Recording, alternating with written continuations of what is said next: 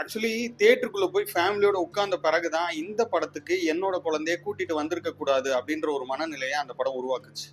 அந்த படம் எந்த படம் அப்படின்னா லோகேஷ் கனகராஜோட கைதி. அதாவது பாடலே இல்லாம அந்த படத்தை அவர் இயக்கி இருக்காரு அப்படின்றதுனால அந்த படத்து மேல இருந்த கிரேஸ்ல நான் ஃபேமிலியோட டிக்கெட் புக் பண்ணி தியேட்டர்ல போய் உட்காந்து பார்த்தேன். என் கூட வந்த என்னோட குழந்தை 3rd ஸ்டாண்டர்ட் படிக்கிறாங்க. அப்ப 3rd ஸ்டாண்டர்ட் படிக்கிற ஒரு குழந்தைக்கு உகந்த படமா இது அப்படின்னு யோசிக்கும் போது கண்டிப்பா இல்லை அப்படின்னு தோணுச்சு. ஏன்னா படத்துல நிறைய வன்முறை இருக்கு. அது அந்த திரைக்கதைக்கு தேவையானது. ஆனா அந்த குழந்தைக்கு அந்த திரைப்படம் தேவையான கண்டிப்பா இல்லை. அன்னைக்கு முடிவு பண்ணேன் நான். அதாவது ஒரு திரைப்படம் எப்படிப்பட்ட திரைப்படமா இருக்கு எனக்கு பிடிச்சிருக்குன்றதுக்காண்டி நான் கூட்டு போய் குழந்தைகிட்ட இந்த மாதிரி வன்முறை திரைப்படங்களை திரையரங்களை போய் காட்டக்கூடாதுன்ற முடிவு எடுத்தேன்.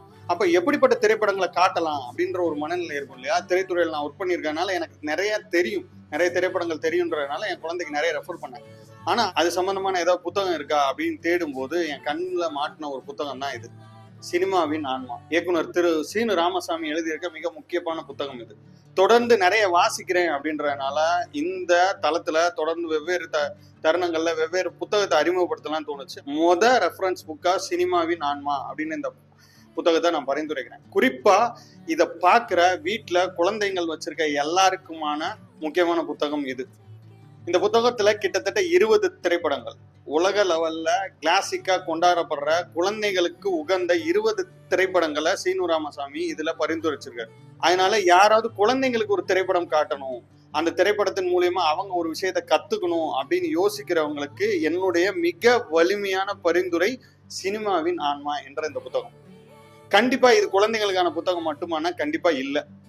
நாமளும் ஒவ்வொருத்தரும் ஒரு திரைப்படத்தை எந்த வகையில அணுகலாம், வேர்ல்டு கிளாசிக் திரைப்படங்கள் குறிப்பா குழந்தைகளை வச்சு இயக்கக்கூடிய திரைப்படங்கள் எப்படிப்பட்ட திரைப்படங்களா இருக்கு, அதுக்கு பின்னாடி இருக்க நுணுக்கமான திரைக்கதை என்ன, அதுக்குள்ள ஒளிஞ்சிருக்க சின்ன சின்ன பாடங்கள் என்ன, அது ஒரு பார்வையாளனுக்கு கடத்துற முக்கியமான தகவல்கள் என்ன அப்படின்றத ரொம்ப மைனூட்டான டீட்டெயிலோட ரொம்ப சுவாரஸ்யமான எழுத்து நடையில சீனு ராமசாமி ரொம்ப அற்புதமா இந்த புத்தகத்தை அவர் எழுதியிருக்காரு. இங்க தொடர்ந்து புத்தகத்தை வாசிக்கிற எல்லாருமே வைக்கிற முக்கியமான குற்றச்சாட்டு இலக்கிய தரத்தோட இங்க திரைப்படங்கள் வர்றதுன்றது இல்லை அப்படின்ற குற்றச்சாட்டை தொடர்ந்து வச்சுட்டே இருக்காங்க.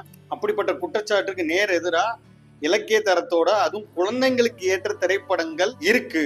அது என்னென்ன திரைப்படங்கள் அப்படின்ற பட்டியலை அழகா எடுத்து ஆய்வு செஞ்சு 20 கட்டுரைகள்ல தொகுத்து வழங்கப்பட்ட ஒரு மிகச்சிறந்த அற்புதமான புத்தகம் தான் சினிமாவின் ஆன்மா. நன்றி.